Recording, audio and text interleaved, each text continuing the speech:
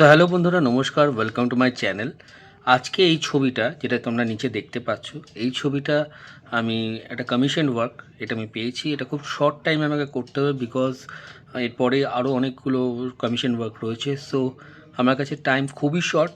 So that's why এই ছবিটাকে আমাকে করতে হবে। এটাকে আমি আগে রেমিনি অ্যাপের মাধ্যমে এটাকে রিস্টোর করেছিলাম, বিকজ ছবিটা খুব হেভি ছিল। আমাকে আমার ক্লায়েন্ট ছবিটা যে পাঠিয়েছিল সেটা যে ফরম্যাটটা ছিল সেটা হলো গিয়ে একদম স্ক্রিনশট।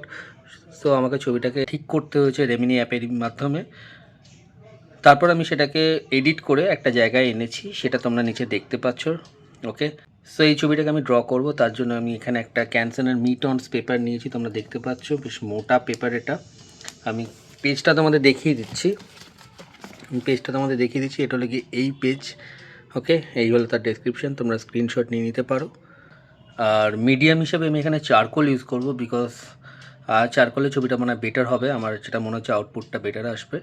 সো আমি এখানে তোমরা দেখতে পাচ্ছ আমি এখানে গ্রিড করে নিয়েছি 10 mm এর, হরিজন্টালি অ্যান্ড ভার্টিক্যালি।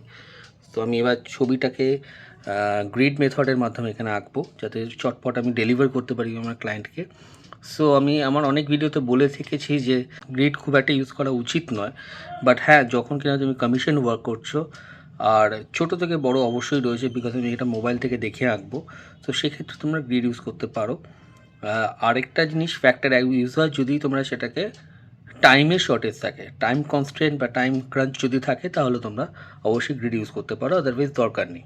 সো অনেক কথা বলে ফেললাম বন্ধুরা, তো চলো ভিডিওটা চটপট স্টার্ট করি। দেখতে থাকো কী করে আমি করছি। গ্রিড ইউজ করে আউটলাইন আগে করব, তারপর রিয়েলিস্টিক শেডিং ইউজ করব। কী করে আমি চারকোলের মাধ্যমে যেটা ফুটিয়ে তুলছি অন পেপার, সেটা তোমরা দেখতে পাবে। So let's get started.